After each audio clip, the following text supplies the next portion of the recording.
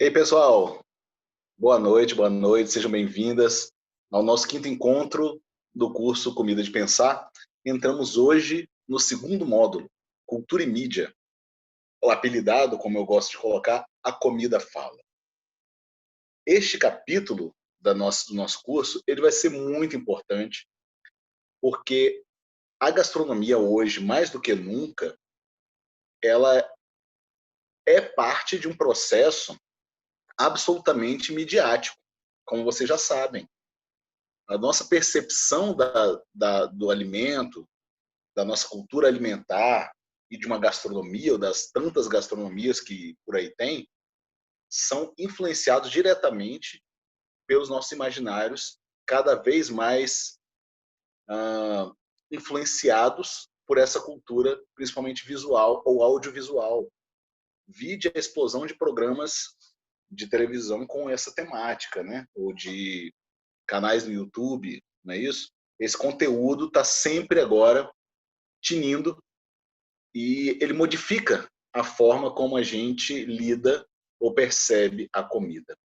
Este é o debate que a gente vai ter neste módulo. Como percebemos a comida e como a gente consegue fazer um filtro ou então conseguir discernir qual que é o lugar ou onde começa a nossa relação pura com o alimento e a partir de onde que essa relação ela é maculada por esses processos de mediação ou de mediatização no limite. Por isso que esse módulo a gente vai entrar numa conversa muito voltada para a comunicação. Comunicação é a área, minha área principal, assim, né, da onde eu venho, de formação e tudo mais, e da onde eu sempre penso comida. Muito embora hoje eu tenha essa interlocução transdisciplinar, como eu já falei para vocês, em que tenho me baseado muito em pesquisas da nutrição também, entendeu? Ou seja, absolutamente fora do meu campo, mas como eu estou invocando aqui uma relação com a alimentação, eu não posso deixar de lado a neurolinguística, a neurociência, enfim, a própria gastronomia, os processos sustentáveis, a agronomia. Veja, tudo isso está aqui dentro dessa nossa conversa. Mas a comunicação, particularmente nesse módulo, desempenha um papel fundamental para a gente entender os fenômenos que estão por trás das interpretações que nós estamos fazendo sobre o que a gente tem chamado muito dos modismos do mundo da gastronomia, ou seja, a gastronomização e, no limite, a gourmetização. Esse tema, gastronomização, será trazido para vocês, né, com mais profundidade pela professora Tainá Zanetti, né? Eu tenho que recombinar com ela o dia da aula. Normalmente a gente coloca depois dessa aula, seria na próxima segunda. Mas eu preciso repactuar com ela por conta de um problema dela de agenda, tá? Mas vocês vão ser avisados aí, vai ser ótimo. A aula dela é muito legal. Vai ser um bate-papo bem aberto, assim, para tirar dúvidas também. E ela vem de uma formação como gastrônoma e mestrado e doutorado em desenvolvimento rural, em agronegócio, enfim, ela conhece muito esses caminhos, essas trincheiras entre o campo e a mesa. Mas agora a gente volta para falar um pouco sobre como que a comida fala. Então, jornalistas que estão aqui nesse grupo, né, sintam-se contempladas com um pequeno ticket de volta ao tempo da faculdade. Vamos falar de teorias da comunicação um pouquinho, né? Que muitas vezes foi esse pesadelo de muitos estudantes de comunicação, mas aqui a gente vai transformar em algo muito, uma abordagem muito objetiva, né? Em algo muito pertinente à nossa conversa, tá bom? Linguagens e mediações. Semioses e representações da culinária e da gastronomia. Veja, gastronomia, ela é ela própria um veículo. E esse veículo não é propriamente de comunicação, muito embora ao final dessa aula talvez a gente possa pensar como sendo. Mas gastronomia envolve uma série de gestos, de linguagens e de expressões que elas próprias estão realizando comunicações não verbais. Veja, isso acontece, na verdade, em todos os sentidos da nossa vida. Quando a gente fala num processo de semiose e de representação, a gente vai atrás das imagens que a gente formula na nossa cabeça. Se eu falar para vocês a palavra casa vai imediatamente aparecer na mente de vocês com alguma representação imediata, porque afinal de contas é uma palavra que não demanda um exercício semiótico muito grande, porque afinal de contas já é automático. A mesma coisa vai acontecer com todos os níveis de todos os processos comunicacionais que a gente tem. Veja, na gastronomia, a gente vai ter também uma forma de lidar com esses símbolos, esses signos e esses significados, que a gente pode chamar, por exemplo, de representações. Se eu falo em alta gastronomia, a imagem mental que a gente formula já é de um restaurante provavelmente, né, elitista, provavelmente com toalhas de mesa, provavelmente num ambiente fechado, servindo porções à francesa e provavelmente, mais uma vez, uma receita que represente talvez esse gosto europeu clássico, principalmente centrado na França. Então, essa é a imagem que a gente começa a ter. A mesma coisa quando a gente vai falar sobre qualquer outro tipo de representação. Tá? Quando a gente vai falar em comida fitness, por exemplo, a gente vai ver aí também um outro simbolismo aparecendo. E isso, essas mediações, a gente precisa compreender. Porque se a gente fala da cozinha fitness, sem problematizá-la, a gente vai fazer com que as pessoas interpretem a cozinha chamada fitness a partir de alimentos, em boa parte das vezes, industrializados ou ao menos congelados. Ou seja, a cultura fitness para alimentação gerou um imaginário de representação gastronômica no qual a alimentação natural, ela que a gente conhece, né, o alimento, ela não é suficiente. Quando a gente fala em fitness, a gente sempre acrescenta a esse imaginário, por exemplo, suplementos. Por que que o fitness está associado a... Obrigado, Sara, legal. Importante, né? Vindo do pessoal da nutrição aí. Esse é o debate, Sara, que eu acho que a gente precisa ter. Imagino que vocês tenham tido bastante, né, esse debate, tenham dentro da área, né, de expertise da nutrição, porque, afinal de contas, a gente começa a fazer associações tão erradas a respeito desse imaginário que a gente joga o objeto central da nossa discussão para longe, ou do desejo, ou até mesmo daquilo que a gente gostaria de praticar, para longe da experiência. Por que que o whey protein, aquele pozinho de proteína, ele ficou associado a uma cultura fitness, sabe? Então a gente tem que fazer esses questionamentos. Esses questionamentos vêm por conta de processos midiáticos. E quando eu falo midiáticos, não é a TV filmando e falando. São os processos de mediação. Ou seja, a partir do momento que a informação ela sai de um emissor, ela é transformada para chegar, então, ao receptor. E se a gente pensa isso numa escala maior, a gente cria um imaginário em torno dessa coisa. Então, esses imaginários, eles vão permear sempre o nosso entendimento do que é culinária, do que é gastronomia. Sara, quer dar uma palavrinha aí? Acho que é bem isso mesmo, né? Tem uma pegada bem mercadológica, então acho que o básico parece não fazer mais sentido por si só nas nossas orientações, na nossa fala, e acho que acaba indo por isso que eu citei, perfeita colocação, porque eu acho que acaba indo por esse viés mesmo, até mais que os suplementos mesmo, mas os congelados, e enfim, né? Parece que se precisa vislumbrar algo a mais para fazer essa relação com o fitness, né? Com o saudável. Exato. E essa é uma guerra, gente, que a gente precisa encampar, tá? Em nome da gastronomia. Veja bem, a gastronomia, ela não pode ser entendida também só, isso aí vai ser já o spoiler grande do nosso curso, como esse processo aí de transformação de uma culinária em um processo mercadológico de restaurantes estrelados e tudo mais. Não, a gastronomia é o veículo pelo qual a gente vai realizar essa transformação dos nossos imaginários e dos nossos modos de produção.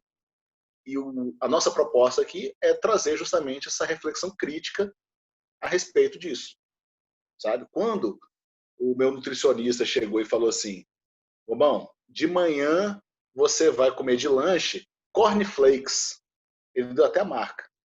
E aí eu perguntei para ele: veja bem, considerando que cornflakes ele significa milho processado, poderia eu comer uma espiga de milho no meio da manhã? E ele ficou absolutamente estupefato, porque ele não imaginava. Olha, que absurdo. Ele não conseguiu associar uma dieta a um alimento natural. Ele recorreu ao industrializado. Então, assim, ao light, né? E precisa ter o nomezinho light. A gente ainda vai problematizar mais essas rotulagens, tá?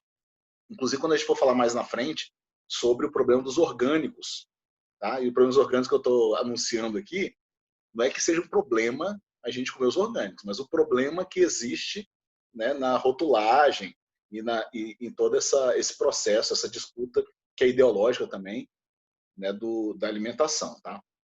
Mas, enfim, hoje a gente vai tratar disso, dessas linguagens e dessas mediações. Por isso, a gente vai dar um passo atrás. Vocês já viram que eu gosto de uma linha do tempo, e aqui a gente vai fazer uma linhazinha do tempo também. Eu separei aqui alguns marcos históricos acerca da comunicação, mas principalmente acerca de como que os suportes de comunicação em massa principalmente, como que esses suportes modificaram a nossa relação com a vida como um todo, tá? Tanto com os dados, com as notícias, também como os modos de ser e de ver o mundo. Então, pego aqui o século XX, tá? E o século XXI. Porque antes do século XX, você tinha um domínio muito absurdo, né, das instâncias de poder controlando a informação. Então, sim, você nunca tinha uma mídia muito autônoma até ali o século XIX. Obviamente, você começa ali já a ter uma mídia importantíssima, que é a da literatura. Você começa a ter também, né, a pintura, que também é um tipo de mídia. No entanto, você tem uma relação à distância. Isso até o final do século XIX. O que muda isso é o advento do cinema.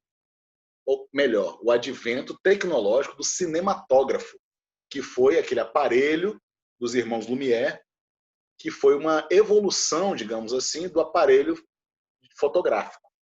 Então, em vez de ele tirar apenas um quadro, ele conseguiu tirar vários quadros, 24 quadros, né?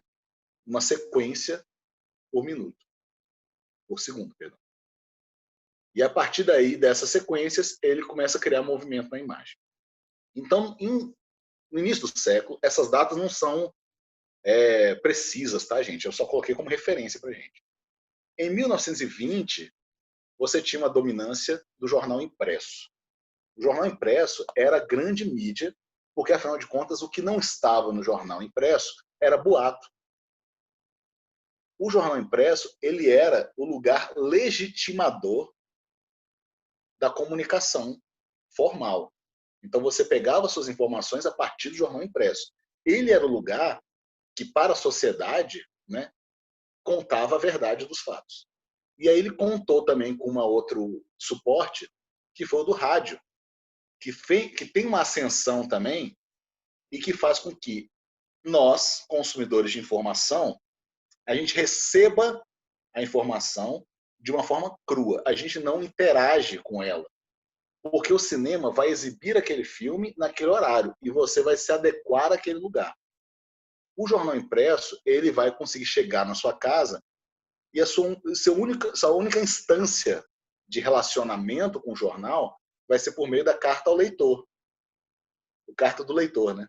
Ou seja, o leitor do jornal manda sua cartinha lá para a redação, né, para o grupo, né, para a empresa de mídia, e ele publica ou não aquela sua opinião. Isso aí vai fazer com que você participe, então, desse debate público promovido pelo jornal.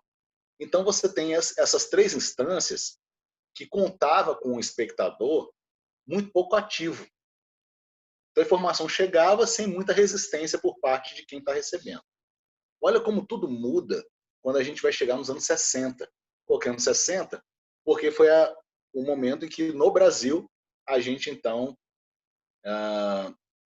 recebe, né, pela primeira vez o sinal de televisão.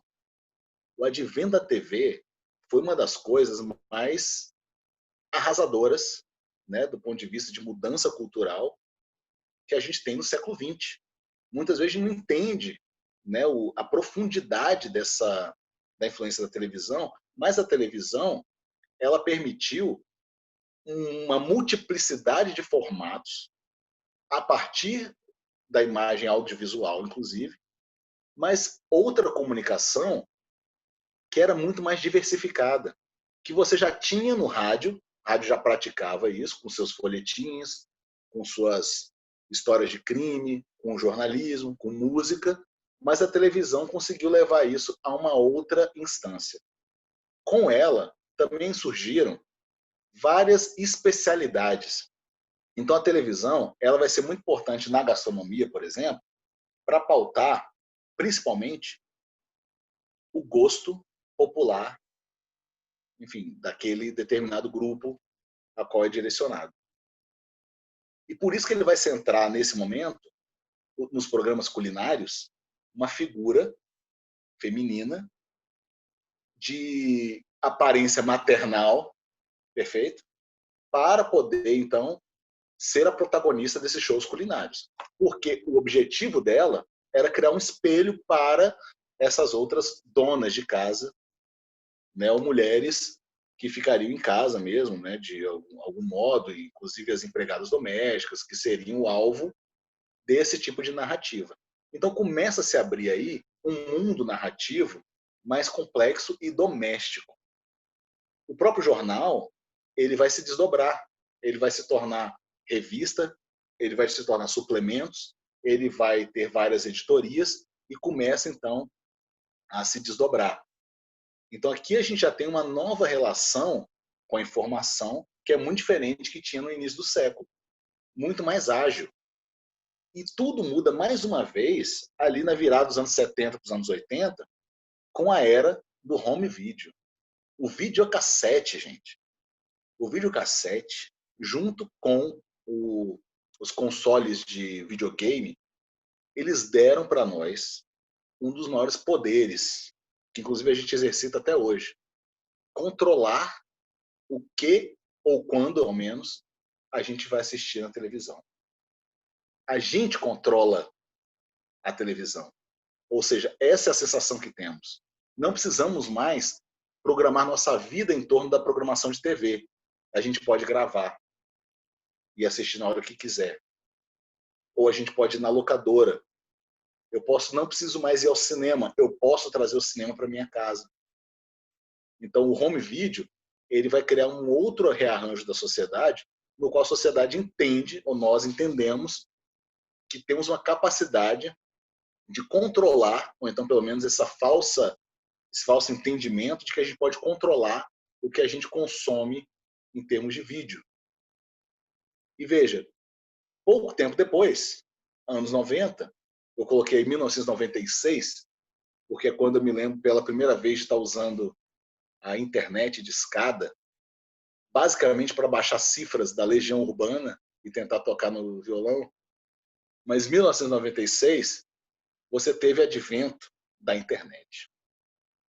Gente, isso é outra mudança arrasadora, que muito embora não tenha sido impactante tão como é hoje, ali no final dos anos 90, ele muda a forma como a gente se relaciona tecnologicamente uns com os outros.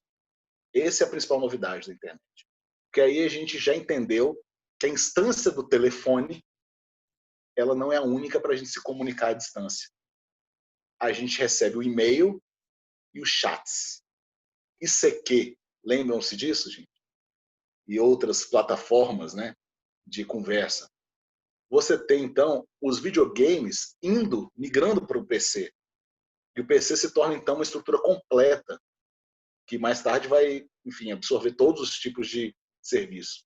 E, obviamente, os serviços de busca, que faz com que a gente limite ainda mais a nossa capacidade de buscar informação.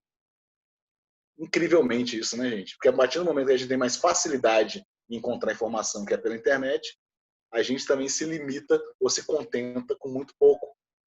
A pesquisa que a gente fazia antes na biblioteca, ligando e pesquisando, indo atrás de pessoas, a gente tenta resolver agora com um simples toque na internet. Na virada do milênio, o bug do milênio, não sei se vocês lembram, né? O bug do milênio, ele trouxe consigo uma das maiores novidades em termos de interação, de informação, né, extraída da internet, que é o blog. O blog se tornou uma grande novidade e mostrou o seguinte: qualquer pessoa pode narrar qualquer evento, a partir de qualquer lugar.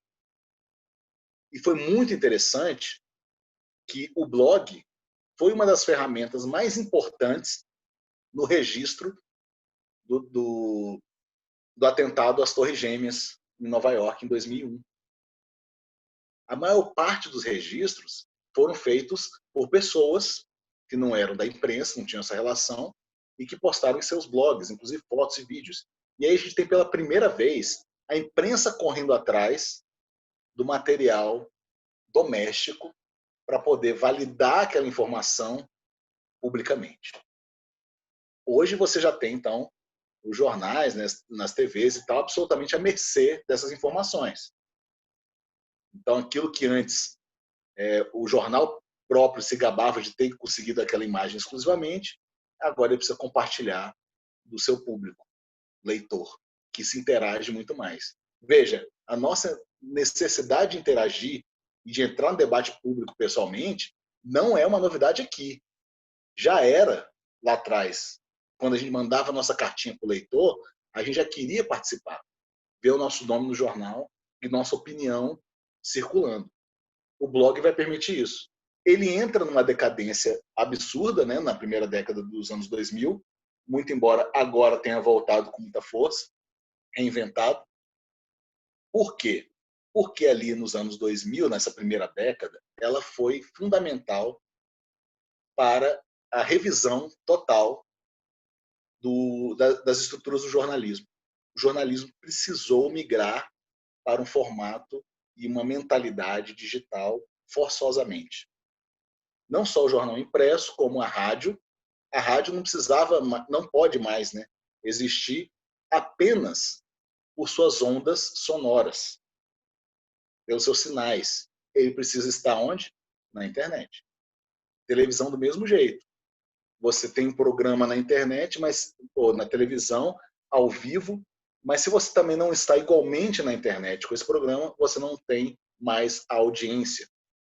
Então, isso muda tudo. O jornalismo teve uma grande dificuldade, né, em ceder a essas redes sociais. Eu trabalhava em jornal nessa época, inclusive, e tentando implementar desde 2008 as redes sociais no jornal onde eu trabalhava, e só fui conseguir fazê-lo em 2010. Sabe? Foram 2 anos de discussão. Por quê? É até difícil a gente pensar nisso hoje. Porque no jornalismo da primeira década ou seja, há pouco mais de 10 anos atrás, era impensável que uma informação que estava na internet poderia ser levada a sério. E agora a gente já mudou o pensamento, né? Como é que eu posso levar a sério isso se não está na internet? Mudamos essa compreensão, essa perspectiva. Mas essa crise passa e entra uma nova, que são chamadas mídias digitais. E agora uma consciência de adaptação. Né? Como o Martino, que é quem cunha esse termo, ele vai atualizar as teorias da comunicação para as mídias digitais, que é o que a gente está fazendo neste momento aqui agora, é o que a gente está usando. As mídias digitais dão uma consciência para todos nós de que, opa, esse caminho ele não tem volta, eu preciso de uma presença digital, ou eu preciso me relacionar digitalmente. os processos seletivos de emprego, né, qualquer tipo de concurso, qualquer tipo de, enfim, de formalidade, passa a ser exclusivamente ser feito na internet, ou ao menos em parte na internet. Até documentação, a gente agora já pode ou deve publicar diretamente por uma via digital, não mais tendo que ir ao determinado local. E chegamos agora a 2020, que é o que eu chamo de a cultura algorítmica. Esses algoritmos estão mexendo com a nossa cabeça. Vide o filme da Netflix, O Dilema das Redes. Já assistiram? Que, aliás, é uma contradição, né? Porque a Netflix, né, que se favorece justamente dessa cultura algorítmica, ela que é a produtora de um filme que vai debater, né, de uma forma, inclusive, super apocalíptica, assim, esse dilema. Então, a gente tem imbuído em nós agora uma cultura que é com base de números que a gente não consegue compreender e que mudam o tempo inteiro, e, por outro lado, contraditória, que à medida que a gente não quer estar submetido a essa cultura, a gente está o tempo todo se submetendo a ela, muitas vezes sem questionar. Esses são alguns marcos históricos de como que a gente mudou o nosso relacionamento. E nessa cultura algorítmica, a gente ainda tem uma nova instância, né, de relação social que vem com as notificações de quem leu ou não a sua mensagem que você enviou pelas mídias digitais. Pelo WhatsApp, pelo Telegram, pelo Instagram. Foi visto, não foi visto? Gera-se um novo dilema. E você usar agora o telefone para fazer uma ligação é algo que você precisa planejar muito bem. Porque nem todo mundo vai compreender uma ligação telefônica. Pode parecer um absurdo. Alguém morreu. Se estão ligando é porque é alguma coisa muito grave. Qual é a culpa disso tudo, gente? Não é culpa, né, gente? Qual é o que está por trás, né, dessas mediações? Começa, pelo menos para a gente trazer aqui nossa conversa para a gastronomia de volta, começa ali pela Revolução Industrial, que na gastronomia é ela que vai gerar essas mudanças de comportamento. E veja, não é só a nossa parte comunicacional que comunica, pelo menos que a gente está entendendo. Falamos dos jornais, falamos das mídias sociais, mas a nossa forma de interagir com o mundo e com a comida começa a ser mudada por um outro tipo de mediação, que é a industrial. A Revolução Industrial, ela vem trazendo um mundo de facilidades, perfeito? Já sabemos disso. Ela vai trazer consigo uma produção em escala, tecnológica, em massa, como a gente nunca antes tinha visto. Como a gente já até conversou em outra aula, tecnologia é algo que a gente sempre buscou, principalmente para a alimentação. Né? A partir de cada problema que a gente enfrenta, a gente quer criar uma solução. Como tirar um caroço de uma azeitona. Pois você chega numa loja de R$1,99, você vai achar um porta-treco lá que vai ajudar a tirar esse caroço da azeitona. Então, isso tudo vai modificar a forma como a gente interage com a alimentação. E também modifica as linguagens da culinária e da gastronomia. Por quê? Porque os nossos processos que temos hoje, em casa, imagina os restaurantes também, ainda mais, né? Eles são modificados já pelos eletrodomésticos. Eu coloquei a imagem do liquidificador porque ela vai simbolizar esse momento em que a Revolução Industrial muda o nosso comportamento e o nosso modo de cozinhar domesticamente. Veja, para você comer um purê de batatas é um tipo de receita que vai nascer no restaurante. Né? Então, pelo menos nessa perspectiva do restaurante, a partir de um processos, né, tecnológicos. Só que você começa a poder fazer isso em casa, com uma grande facilidade, a partir dos eletrodomésticos. Para usar um exemplo da Helena Jacob, que é pesquisadora de mídia e alimentação, ela fala: o liquidificador ele mudou a forma como a gente vê e come uma batata. A gente não olha mais a batata e fala assim: vou descascar cozinhar e comer. Você olha para a batata, você olha para os seus equipamentos, e aí você fala, o que eu vou fazer? Eu coloco no liquidificador para fazer um purê, muito embora não seja assim que se faça o purê, né, obviamente, mas pensando no processo de liquidificação, você vai triturar, você vai mudar molecularmente a estrutura da batata e transformá-la num outro alimento completamente diferente. É outra textura, é outro sabor, porque você vai acrescentar a ela outro tipo de tempero que você não colocaria antes, ou de insumos, leite, creme de leite, queijo, sei lá, sal, manteiga, enfim. E você modifica a forma como você enxerga esse ingrediente. A Revolução Industrial ela segue ainda em curso. Hoje você consegue, com grande facilidade, realizar o processo de sous vide, não sei se vocês já ouviram falar, em casa. O que é o sous vide? O sous vide é essa técnica, também nascida na tecnologia francesa, de você fazer uma cocção de um alimento em baixíssima temperatura, por longas horas, ou, enfim, dependendo do alimento, né, minutos, mas normalmente embalados num saco a vácuo e mergulhados num banho-maria.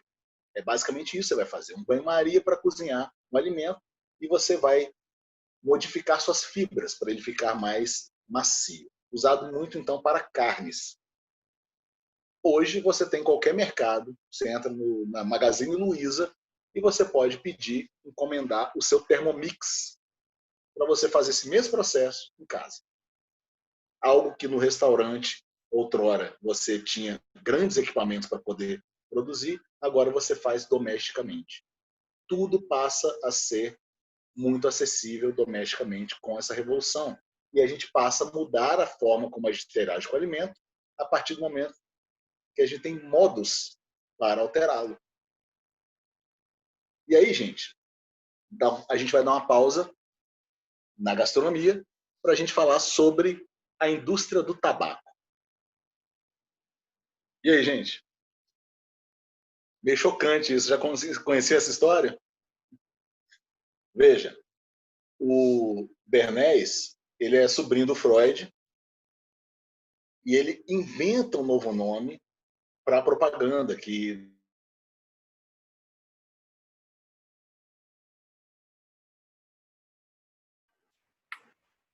Oi, pessoal. Vocês estão me ouvindo? Eu travei aqui no outro vídeo. A imagem está meio precária aqui agora, mas eu acho que a gente consegue continuar. Vocês estão me ouvindo aí direitinho, né? Legal.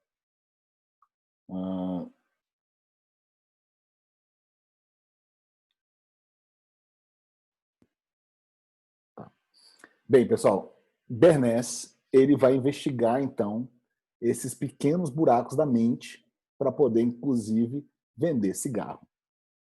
Ele faz isso em nome da indústria do lobby do cigarro. Se esse modus operandi do cigarro ele funcionou para isso, né, que é o cigarro, como é que você acha que a gente começou a relacionar a Coca-Cola com um espírito livre de liberdade? A Kellogg's, que faz talvez um dos cereais mais açucarados do mundo, né? A ideia de energia e esportes. A indústria vai capturar justamente os sentimentos, essa comunicação que vai ser utilizada da persuasão, ela vai buscar, principalmente, mexer com os seus sentimentos de pertencimento, com os seus sentimentos de aceitação. Este simbolismo do cigarro é importantíssimo para a gente conseguir entender de onde que veio essa brincadeira. Ou seja, a propaganda ela precisou se tornar uma outra coisa, desassociada de algo negativo, como a manipulação nazista em nome de uma ideologia ariana, etc., para poder, então, agora se tornar algo aceitável para as massas. Então, assim, o que ele vai fazer é quase que uma poesia, né, de aceitação comercial de um determinado produto. Entende, gente?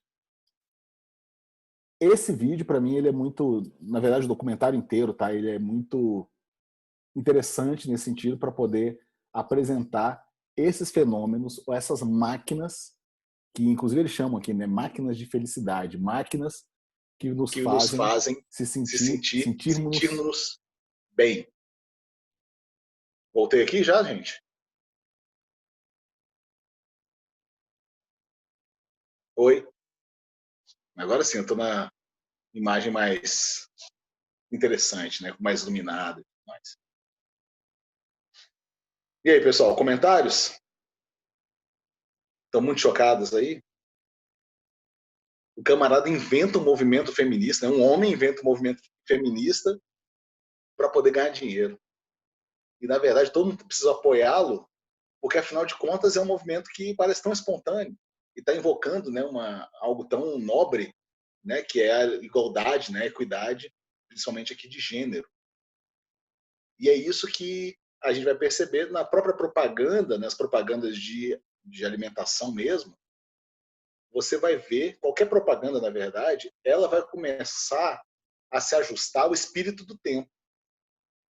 Então, tornou-se mais inclusiva, né, os comerciais de televisão tornaram-se mais inclusivos, pessoas negras, pessoas indígenas, etc., muito porque a demanda social pedia isso. Não é porque existe valores por trás daquela empresa, não necessariamente, ao menos, mas porque aquele é um caminho que você precisa seguir para poder se apresentar ao público como uma solução que se importa com a sociedade. Essa é a discussão que está por trás dessas máquinas de felicidade.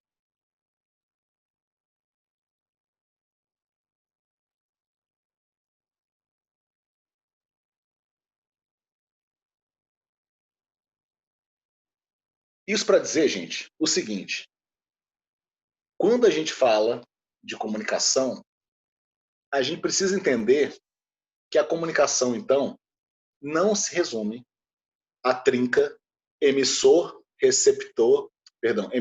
mensagem e receptor. Nada é tão simples como isso. A vida é um grande telefone sem fio. Então, não importa o emissor, a mensagem e o receptor unicamente. Importa todo o conjunto de fatores que estão em volta disso. O meio é a mensagem.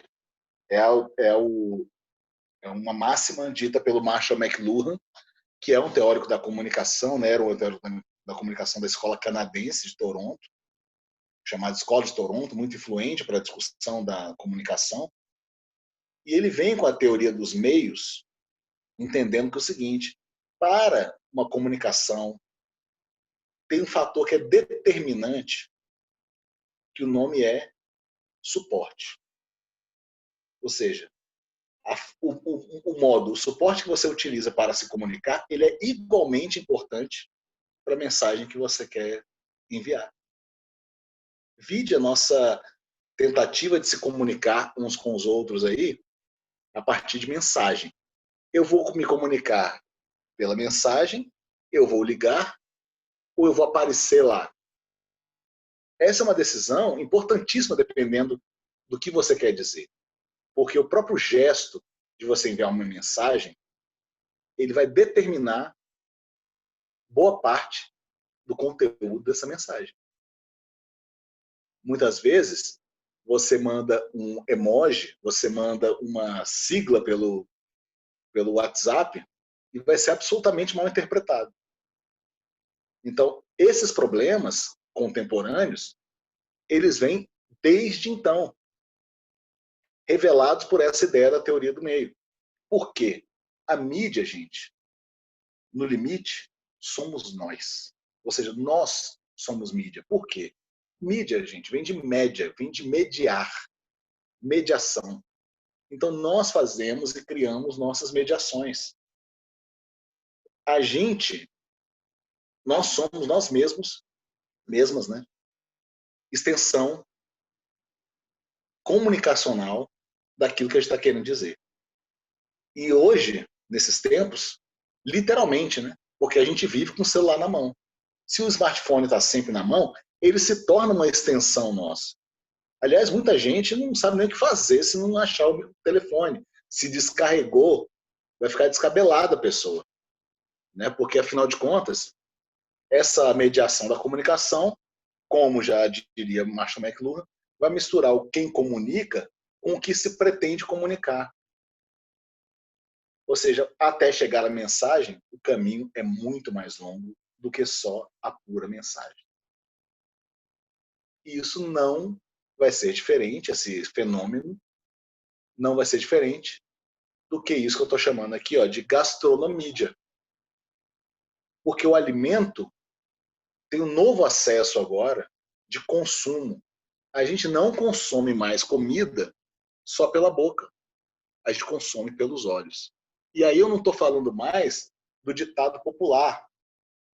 Primeiro come-se com os olhos, entendendo que os olhos abrem o nosso apetite. Não, gente. A gente está numa era em que nos saciamos com os olhos. É por isso que a gente fica horas, tem uma sociedade, né, um traço característico dessa nossa geração, é que podemos passar horas no feed de Instagram, vendo fotos, vídeos, e gente falando de comida, com comida, mas a gente não está comendo. Então não estamos mais comendo com os olhos no sentido que se falava no ditado popular, que se referia a uma comida que de fato você usa os olhos como um primeiro acesso para você então chegar até o comer. Agora não, agora a gente se satisfaz com esse tanto de imagem.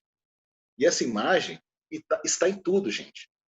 Está nas postagens que estamos vendo, está nos programas que assistimos, nas receitas que vemos no MasterChef e que nunca vamos reproduzir em casa. Então, nos limitamos àquilo.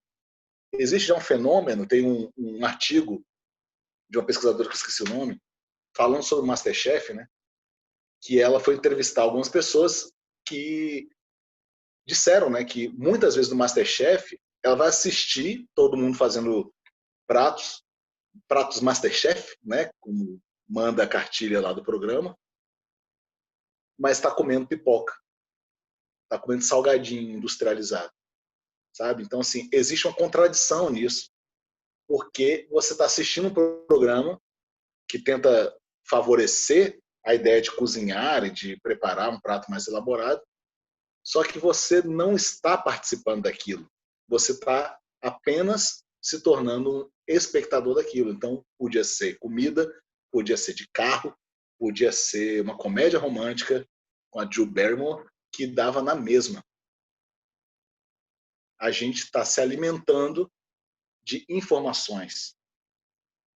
E isso tem manchado também a nossa percepção da comida. Porque o que a gente espera agora é aquele espetáculo que a gente vê. O próprio restaurante, ele começa a sentir esse baque da experiência, porque a fome pela experiência está muito maior do que a fome pela comida. Eu não me satisfaço com a comida, não importa se a comida é sensacional. Eu não consegui ter aquela mesma experiência que eu tive expectativa, eu criei, né, uma expectativa em torno, quando vi o chefe fazendo o vídeo no Instagram. Não deu muito certo para a minha experiência.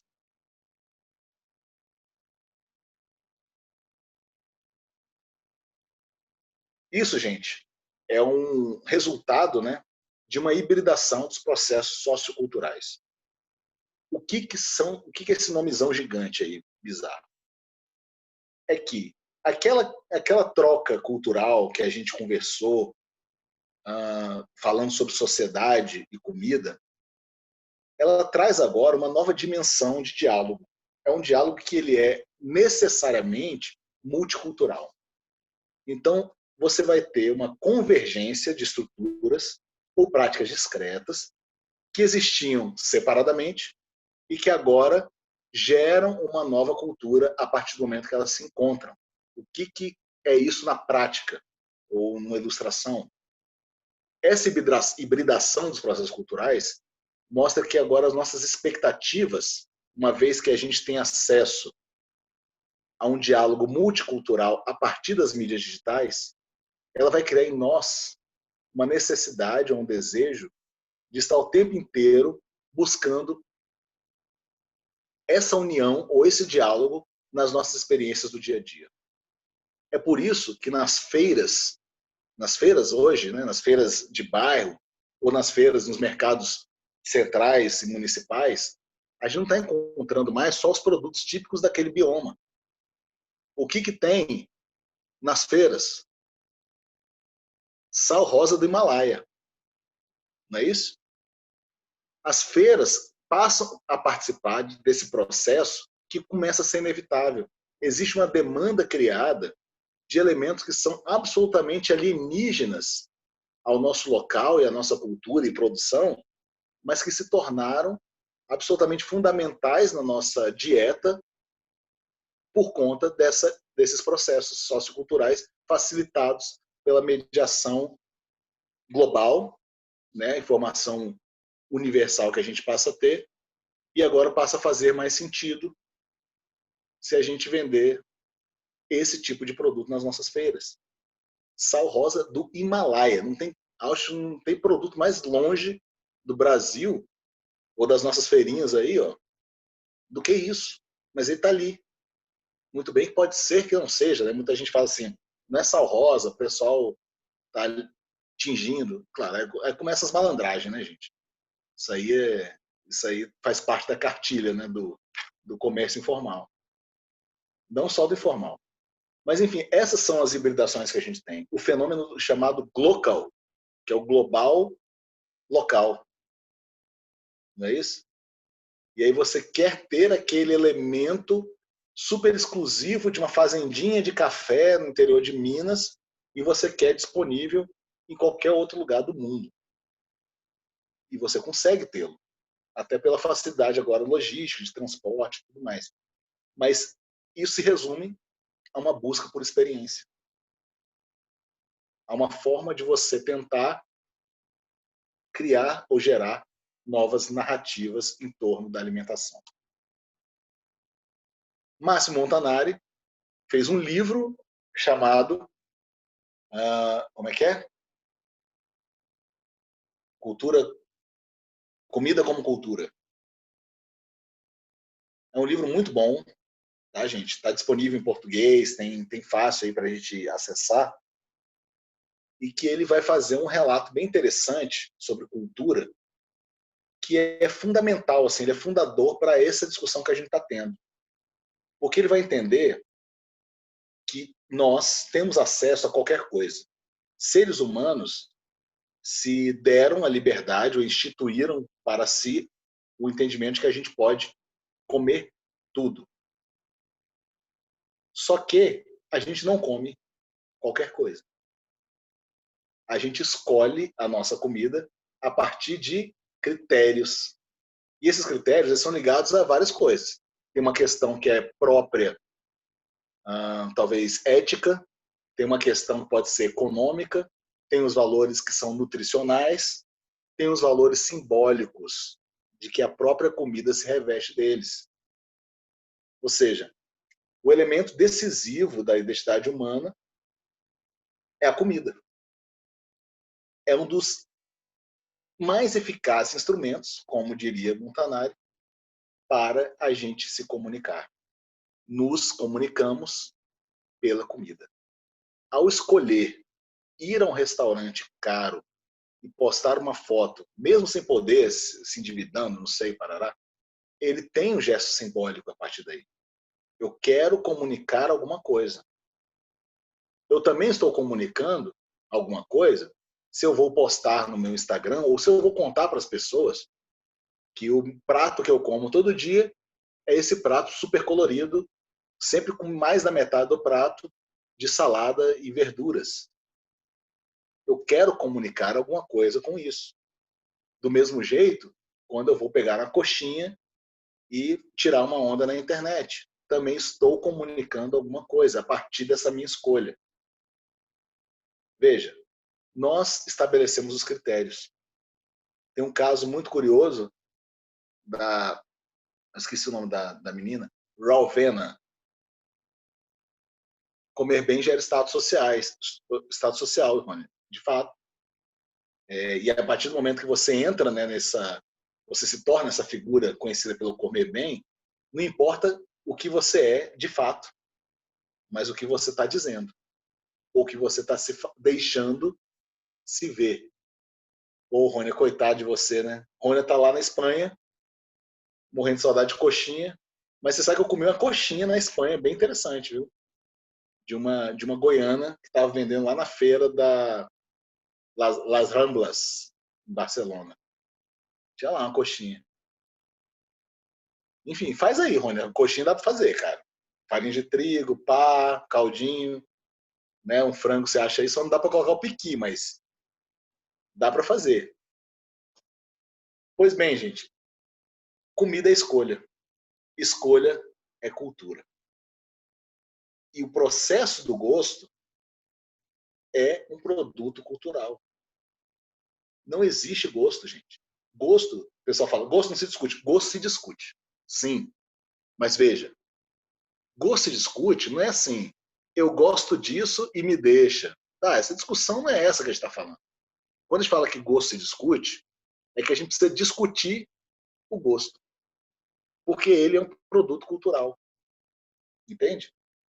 Não é uma discussão de julgar de o que você gosta ou o que eu gosto, particularmente, mas sim discutir a própria noção, ideia de gosto. O que é isso? O que nos leva a concluir que se eu me narro, logo existo. Essa é o novo bordão do século XXI. Eu só existo se eu me narro. E aí, gente, a gente vai dar uma pausa para assistir um pouco de Netflix.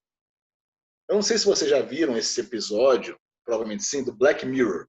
Já viram Black Mirror? A série, né, que junta tecnologia com sempre finais muito infelizes, né? Mas é interessantíssimo, assim como locus de debate. E aqui a gente vai ver um trecho do episódio chamado Nosedive, também conhecido como Queda Livre, e é um episódio que é o primeiro episódio da terceira temporada. Então, se estiver assistindo a gravação, basta ir lá na Netflix e assistir este episódio. Beleza? Vamos ver, gente? E aí, gente, só esse trecho mesmo. Imagino que alguns de vocês já assistiram esse episódio. Esta personagem está numa realidade não muito diferente da nossa, em que busca aprovação 100% do tempo. E veja, a comida não importa. Não interessa. Ela pediu uma comida que ela não gosta, que ela não queria, mas que tem um visual suficientemente atrativo para os outros. Então, independentemente de que aquilo está uma delícia, o registro que ela vai colocar vai ser um registro falso da sua experiência. O que importa é o que você narra, não o que você acha. E aí o TripAdvisor vai se tornar esse lugar, né, de você gerar grandes narrativas gastronômicas e que muitas vezes podem ser apenas falseadas, mentiras, forjadas. Eu não sei se vocês lembram, no TripAdvisor, o fenômeno que aconteceu do restaurante que não existia. Já viram isso? Um restaurante falso chegou e se tornou o restaurante número 1 do TripAdvisor. Vou até compartilhar com vocês aqui, ó, a imagem.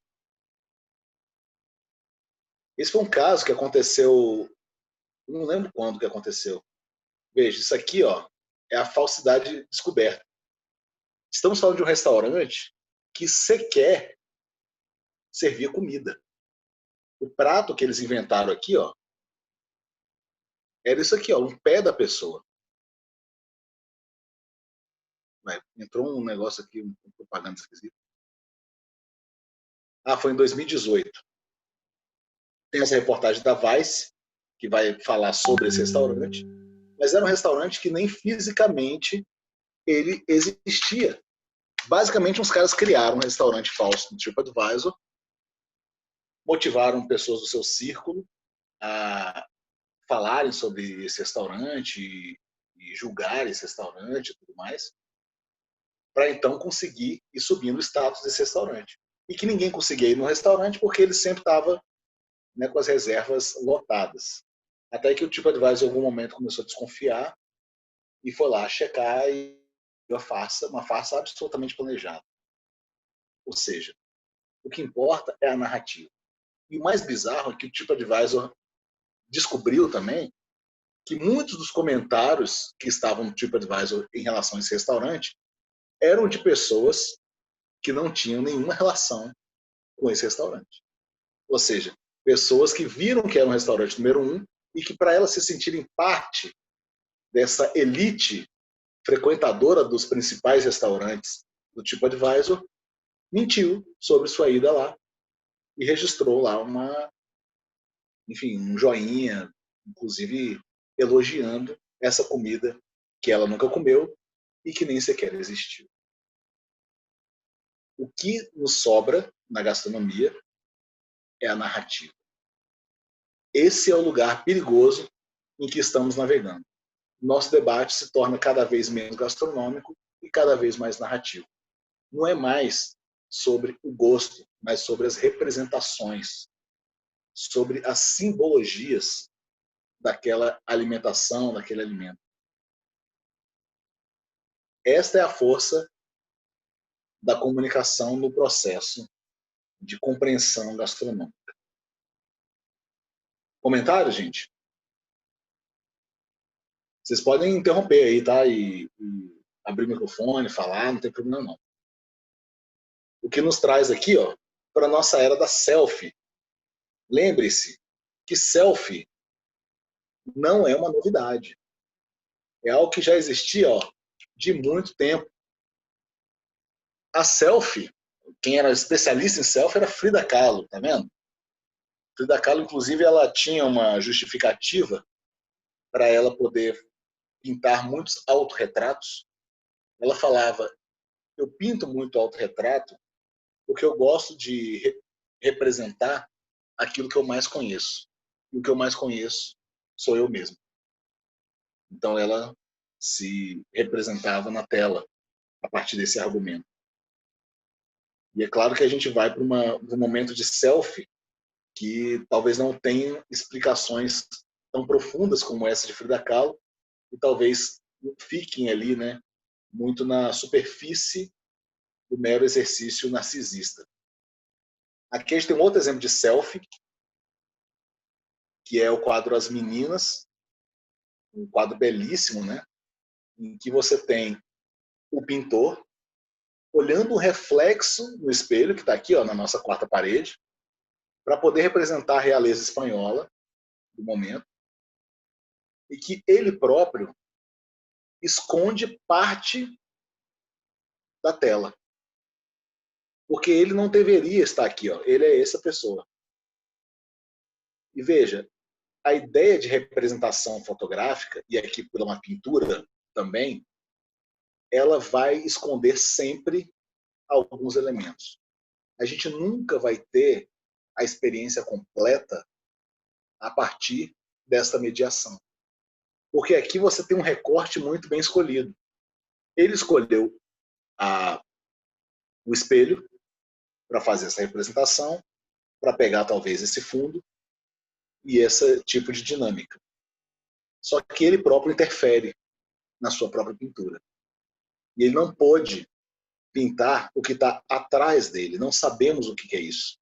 Porque ele fazia esse gesto de sair da frente aqui do seu quadro, onde ele estava pintando, para poder olhar no espelho e reproduzir a imagem. Como ele não conseguia reproduzir o que estava atrás dele, ele reproduziu a si próprio. Porque a sua visão, seu campo de interpretação era limitado. Eu digo isso porque, gente, todo tipo de informação visual, neste caso, é uma mediação. Não existe o real. Mesmo quando a gente fala assim, o documentário. A gente viu um documentário lá, o Street Food América Latina, né? O episódio 2 de Salvador. E na aula anterior a gente discutiu sobre o que isso significa. ali tem um recorte muito bem escolhido. É um olhar estrangeiro, não é? Quando você põe uma câmera, ou então você limita uma tela de pintura para você poder representar a realidade, você já está criando ali uma mediação. Você já estabeleceu ali uma interpretação, um momento sobre aquilo que você está interpretando. O que não é também muito diferente da selfie de comida, algo que já existia há muito tempo. Aqui a gente tem a selfie de comida, o grande criador das selfies de comida, Cezanne. Cezanne, ele fazia exatamente isso que a gente faz com selfie de comida. Muitas vezes a gente quer fazer uma selfie de comida e começa a fazer o quê? Manipular até o próprio prato já montado, né? Às vezes o prato chegou, respingou um pouco de molho na borda, você vai limpar antes de fotografar. Você vai colocar em determinado ângulo. Você não está bebendo naquele dia, mas aí você vai puxar o vinho do seu amigo para frente do seu prato, só para representar melhor aquilo que você estaria comendo. Às vezes não é nem o que você comeu. Você tira foto dos pratos dos outros e demonstra que aquilo ali foi tudo que você comeu. Cezanne já tinha essa forma de narrar o alimento, a comida, a partir de suas telas, suas pinturas super impressionistas. Ele é do momento já pós-impressionista, né? E ele vai fazer o Cesto de Maçãs, esse quadro clássico, no qual ele não vai, gente, pegar espontaneamente esta mesa com essas maçãs, uma toalhinha e tudo jogado assim. Não, ele vai compor essa mesa. Ele vai mexer nela.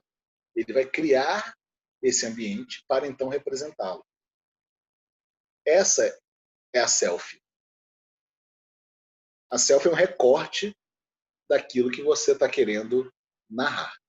E você tira o que você quer deixar de fora e você coloca o que você quer que as pessoas vejam. Então você nunca vai ter a interpretação completa daquela experiência. Mas hoje estamos comendo ainda com os olhos e com os filtros do Instagram. O que nos traz a essa pergunta muito recorrente, né, nos fóruns gastronômicos, em restaurantes, muitos usam, né, que comida é arte. Muitos se julgam, né, ou julgam os chefes como artista. E aí eu pergunto para vocês, e aí, o que vocês acham? Comida é arte? Eu já dou alguns caminhos aqui, ó. Se é arte, quando e como é arte? E aí tem uma letra bem menorzinha aí de propósito para perguntar para vocês. E a arte? É arte? Uma viagem. Vejo vocês, gente, me digam. O que vocês entendem sobre esse termo de comida ser arte? Alguém? Vamos lá, gente, deixem de ser tímidas. Vocês consideram arte? Já consideraram em algum momento?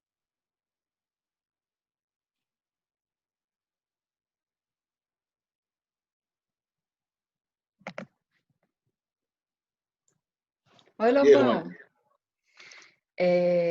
Bem, eu estava lendo, eu voltei a ler, né, as apostilas do curso do Ferran Adrià, que eu fiz em 2009, muito tempo. E tem, na parte de comunicação e gastronomia, tem um parágrafo que eu achei bem interessante, que fala que a gastronomia é muito mais do que comer, né? Que ela começa a existir no momento em que as necessidades básicas da alimentação estão cobertas.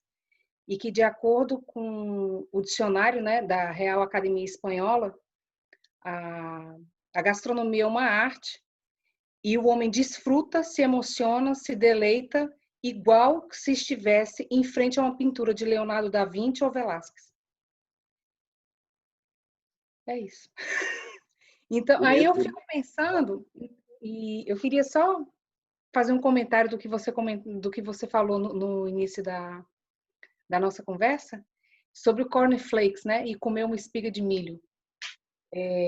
Há muito tempo, nossa, mas isso muito tempo.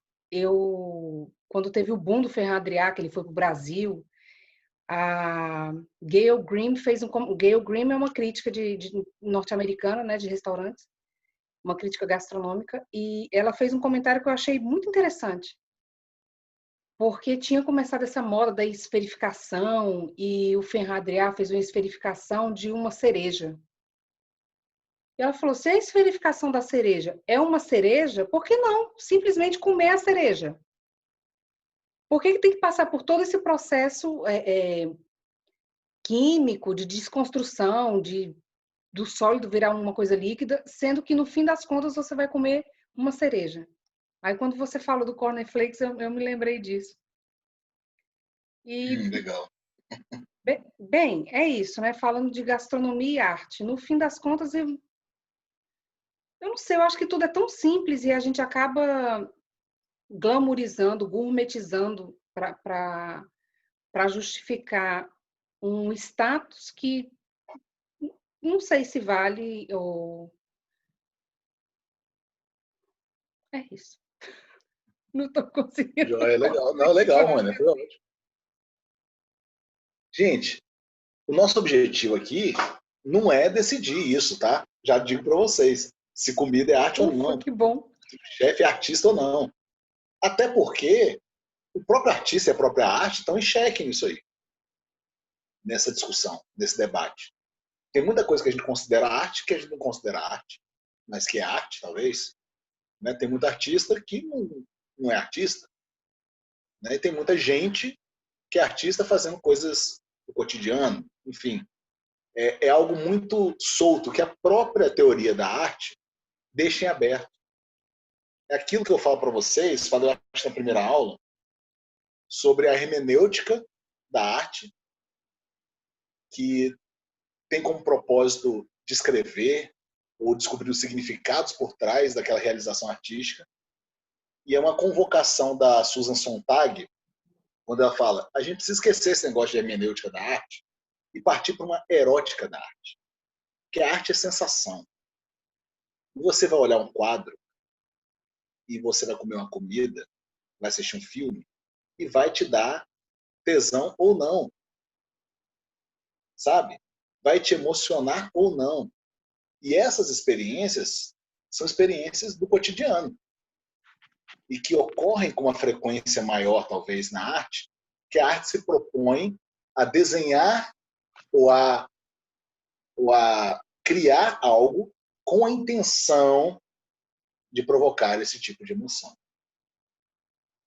Veja, é muito complexo esse entendimento, mas é muito interessante para a gente trazer para o nosso debate. Que às vezes a gente fica muito nessa ideia de que o chefe é um artista, que por um lado ele é usado como uma narrativa.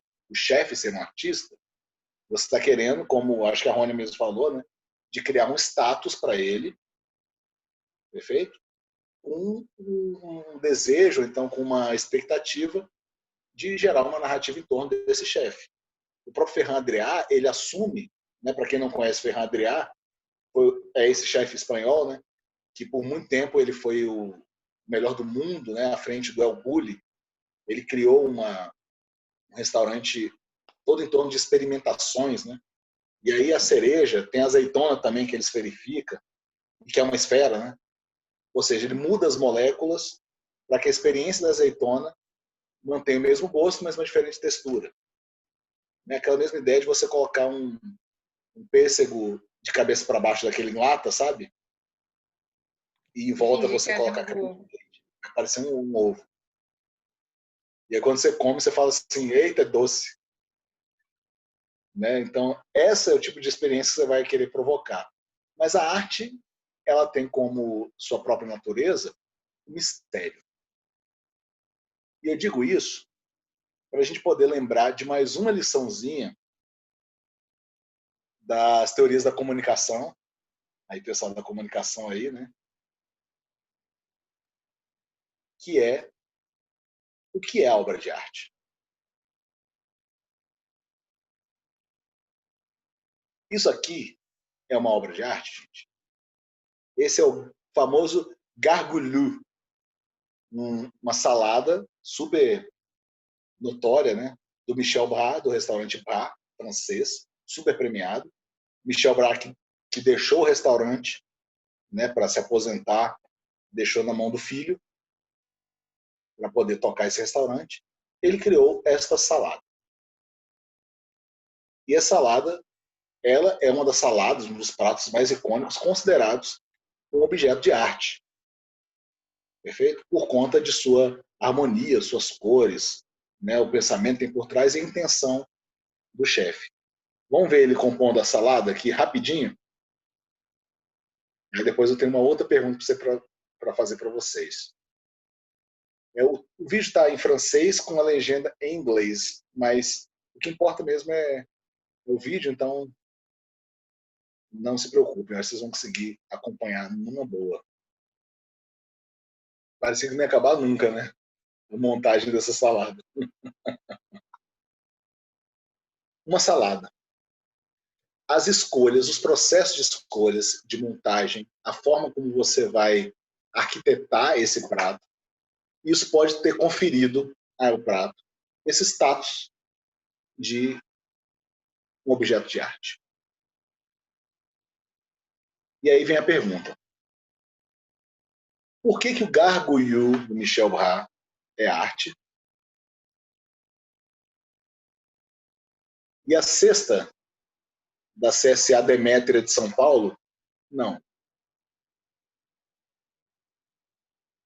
Elementos absolutamente selecionados, reunidos numa cesta, separados, higienizados e montados para poder também servir.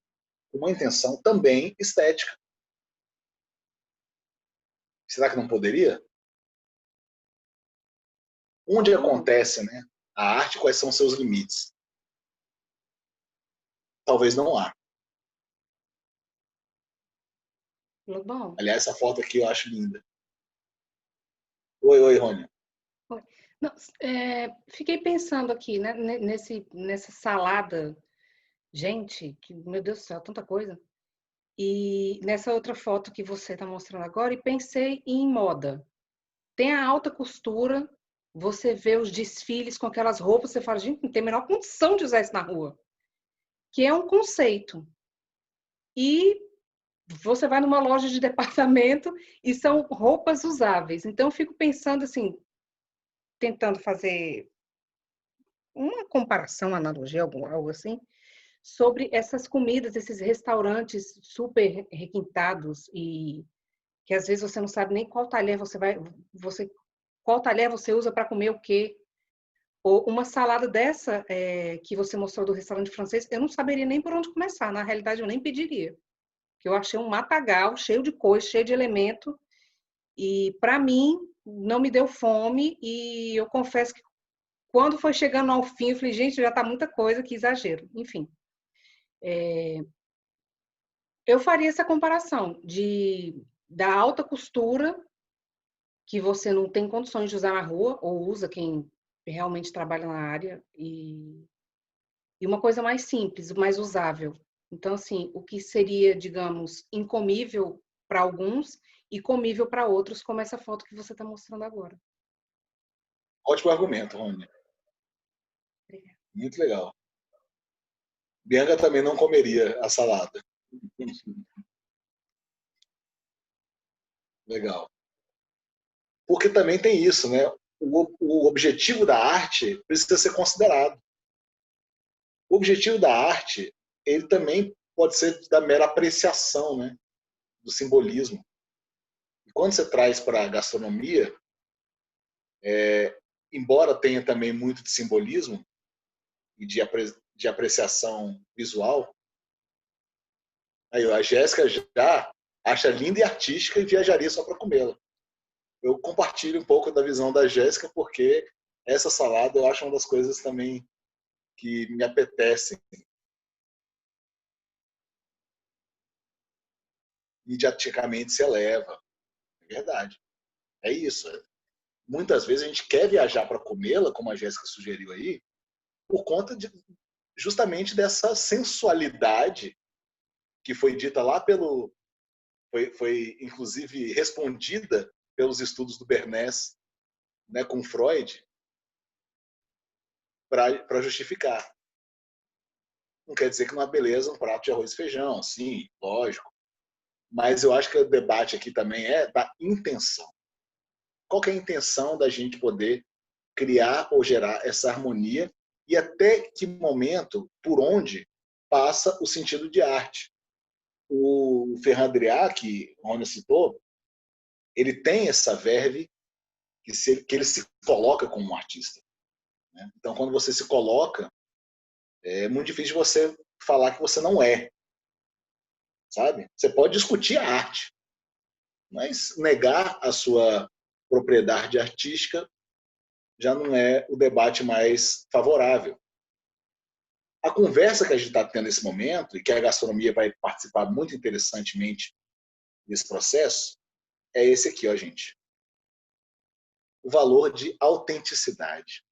É isso que a gente está debatendo quando a gente debate arte. E eu coloquei lá na plataforma digital para vocês. Imagino que Rony e Jéssica já devem ter tido essa experiência por serem da comunicação com o texto do Walter Benjamin, né? A obra de arte na era de sua reprodutibilidade técnica. Mas, enfim, é um texto que está lá, é curto, é muito legal, é muito profundo. Muito embora eu não concorde mais, né, não concorde mais com o entendimento do Walter Benjamin. Eu acho que ele ficou para aquele momento. Ele resolve um problema de data. O que o Benjamin está falando? Ele está falando o seguinte, que a obra de arte, ela acontece, a arte acontece quando ela é autêntica. E ele fala isso entendendo ou postulando uma crítica à reprodutibilidade técnica, que é o quê? Que são os adventos da fotografia e principalmente do cinema. Ele vai relegar, principalmente a fotografia, esse algoz do espírito artístico. Enquanto a obra de arte ela tinha ao selo de autenticidade, né? Ou seja, a obra de arte até hoje, se ela for uma obra original, ela vai valer tanto. Se ela for uma cópia, aí não vale nada, sabe? Se for uma reprodução. E quando você tem a reprodutibilidade técnica, é porque a fotografia facilita a reprodução. A gráfica facilita a reprodução. Mas o que Benjamin coloca ali é que existia uma aura. A obra de arte ela tem uma aura. E que essa reprodução do mesmo objeto vai fazer com que ele perca esse seu sentido de aura, ou seja, de algo mais iluminado, digamos. O que ele quis dizer é que, assim, quando você está diante de uma obra de arte, você vai ficar estupefato. E esse sentimento, essa sensação, ela vai ser única diante daquela obra. Você nunca mais vai rever essa obra e se sentir do mesmo jeito. Sinceramente, isso não acontece com a comida, gente. Você tem uma experiência com um prato e, de repente, você salta do chão e aquela experiência nunca se repete. Você pode comer exatamente o mesmo prato. Só que, uma coisa que Benjamin estava lembrando é que um prato, do mesmo jeito como a obra de arte, ele não se repete. A nossa experiência não se repete. Nunca é a mesma. Mesmo sendo a mesma. Aí alguém fala assim, mas no cinema, por exemplo, é mesmo, porque você vai assistir o mesmo filme. Não. A própria experiência do cinema é uma experiência que envolve outros tantos aspectos. A sua experiência no restaurante, igualmente. Ela pode ser sensacional ou péssima, independentemente da comida. Às vezes a companhia pode fazer com que essa experiência se eleve ou também destrua, né, a sua expectativa. Então a gente já pode superar um pouco o Walter Benjamin, pelo menos é o que eu imagino, a partir desse momento que a gente vai exigir da obra de arte, ou dessa representação, um valor imaterial sagrado. Mas, por outro lado, a gente pode compreender o que ele quer dizer também, mais profundamente, quando ele coloca essa dicotomia aqui entre valor de culto e o valor de exposição. E é aí que eu acho que começa a nossa problematização um pouco mais rica para debater a gastronomia dentro dessa perspectiva. Veja, ele vai colocar essa ideia do valor de culto como o valor que você vai ter a partir desse ato mágico que é da presença desse objeto uma vez. Ou seja, você tem uma vez aquela experiência com aquele restaurante, com aquela pintura, com aquele filme, com aquele livro que você terminou de ver. Só que à medida em que a obra de arte ela se emancipa desse uso ritual, que seria do valor de culto, de você olhar e se encantar e adorar aquela imagem ou aquela experiência, você vai permitir que ela seja cada vez mais exposta. E o valor de exposição, ele está intrinsecamente ligado a essa ideia de mercantilização. Então, gente, o valor de culto, ele vai ser essa peça rara, digamos assim, esse momento único, e o valor de exposição é aquele que vai destruir essa aura por trás dessa experiência, uma vez que ele vai tornar a experiência banal. Entende? E aí é por isso que quando a gente discute sobre arte na gastronomia, a gente costuma aplicar a ideia de artístico a chefes ou a restaurantes que tentam ou que têm a intenção de promover determinadas experiências a partir da comida, de uma forma dedicada. Sendo que o valor de exposição é, ou seria, né, aquela experiência do restaurante que está mais interessado em servir muito. Então você, de fato, tem algumas diferenciações para fazer. E eu não estou dizendo aí que um é maior que o outro ou melhor que o outro, mas que cada um interage dentro dessa esfera pública aqui de uma maneira diferente. O que a gente tem na nossa sociedade hoje é que o valor de culto ele começa a ser sobreposto pelo valor de exposição. Uma vez que, por mais artístico que seja o elemento de culto, a sua experiência, você vai mediatizá-la, gerando ou transformando o valor de culto, ou seja, sua experiência no restaurante, em um valor de exposição, transmitindo aquela experiência sem desfrutar dela. E quantas vezes isso já nos tornou a rotina de todos nós foodies, não é isso? Em vez da gente ter a experiência para nós daquele prato de comida, a gente vai garantir o valor de exposição dele. A gente prefere banalizar o ato em vez de viver e de experimentar o gesto. E por isso você teve até algum movimento de restaurantes que até pagaram ou então forneciam descontos e sobremesas para quem deixasse o telefone na porta de entrada do restaurante. Foi um movimento muito tímido, né? Aconteceu em alguns lugares. No Brasil também teve um restaurante, não lembro qual, que fez esse exercício para que as pessoas, né, não fossem tentadas, né, a interagir com o alimento por meio de uma mídia. Antes de olhar o prato, está vendo, na verdade, até pela tela, como que o prato está. E é esse o valor de autenticidade que vai se perder.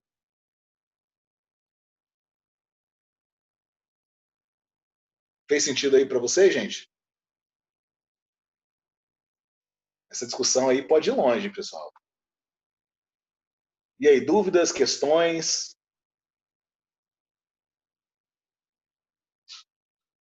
Uma série de provocações que eu gosto de trazer para vocês também, tá, gente? Podem me interromper e contradizer também, tá? Eu costumo também jogar muito da minha opinião, assim, né? Eu acho que é interessante para provocar. Mas entendo que vocês estão à vontade nesse fórum, que a nossa relação aqui é absolutamente horizontal, tá? Então não existem donos de razão. Rony, ia falar alguma coisa?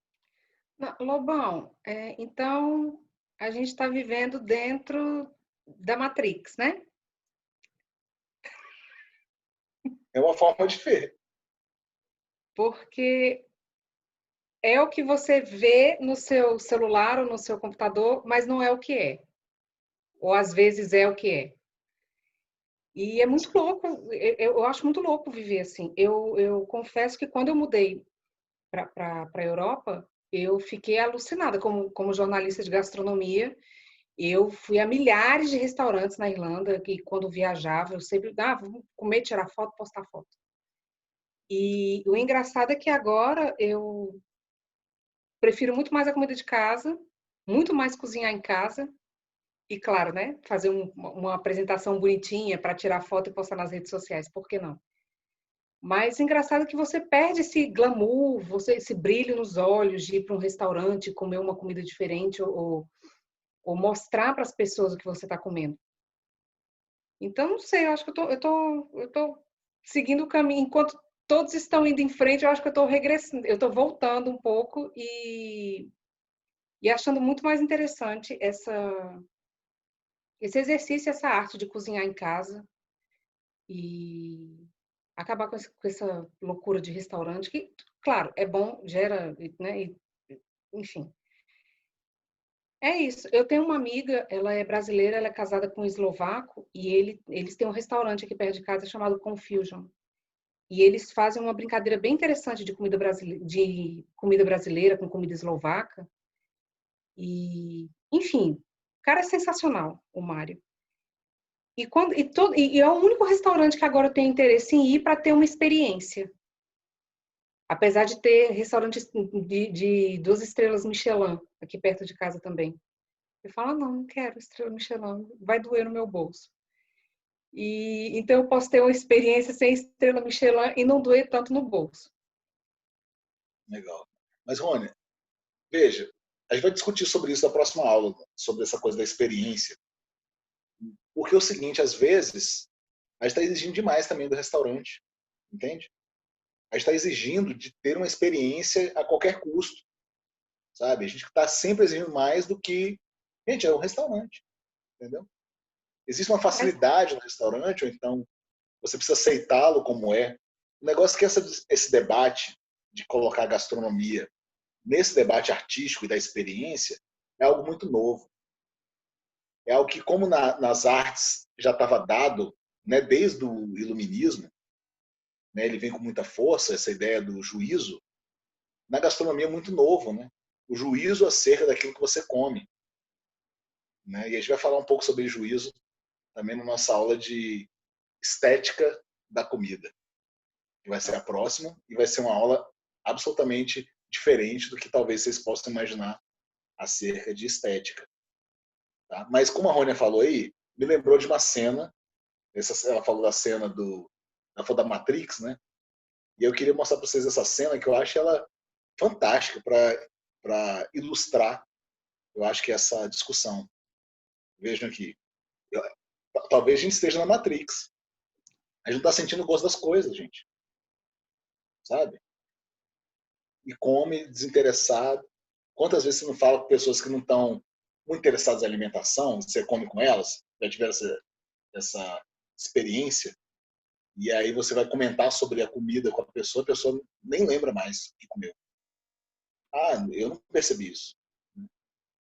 Enfim, essa percepção ela é corriqueira, né? Porque afinal de contas a comida é um ato também nutritivo apenas, né? Um ato fisiológico.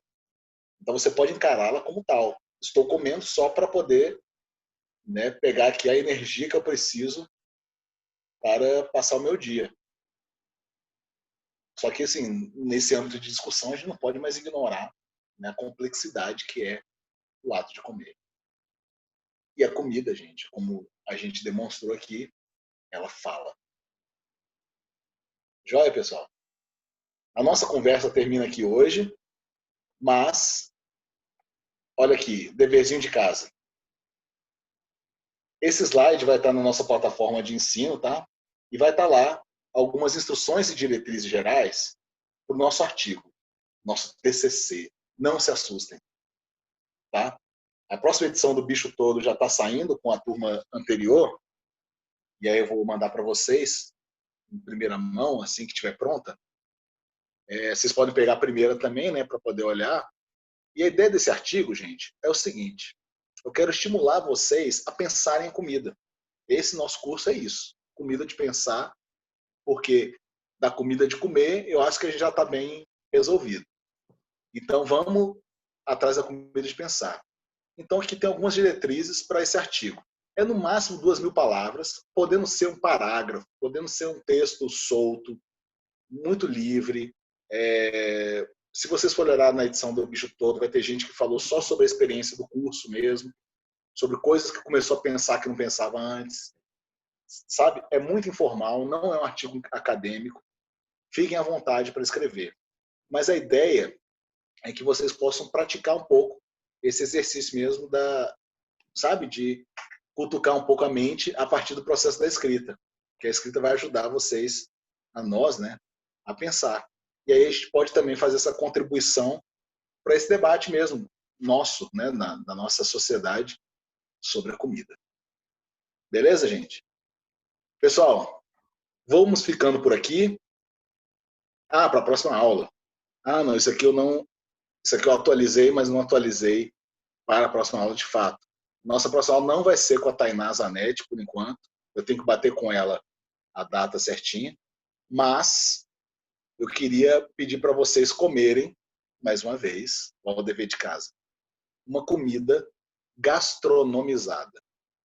O que é isso? Procurem. Não sei como vocês entendem isso. Fiquem livres para comerem uma comida que vocês consideram gastronomizada. Vocês já comeram, né, aquela comida que vocês consideraram brasileira, né, super tradicional, ou então, né, da nossa cultura. E agora vamos comer a receita gastronomizada. Porque quando a gente for ter aula com a Tainá, a gente vai abrir a aula falando sobre o que vocês comeram, o que vocês pensaram acerca do que é a comida gastronomizada. Beleza? Podem me mandar um e-mail no lobão@escoladehumanos.com.br com ideias de artigo, falando assim, olha, não entendi muito bem o negócio do artigo, me explica melhor, pode mandar assim, pode mandar algumas ideias, falando assim, estou pensando em escrever sobre tal coisa, o que você acha? Aí a gente interage, eu passo para vocês algumas que eu puder, né, de referência, beleza? Para a gente poder construir junto esse pensamento. O pensamento é o nosso objetivo final deste curso, que é, né, estruturalmente gastronômico, mas que ele visa o pensamento. Beleza, gente? Muito obrigado pela presença e a participação hoje, foi ótimo, uma delícia. E espero vocês na próxima semana. Tenham um bom final de semana, comam bem, né, comam alguma coisa gastronomizada e a gente se fala lá. Beleza? Valeu, um beijo.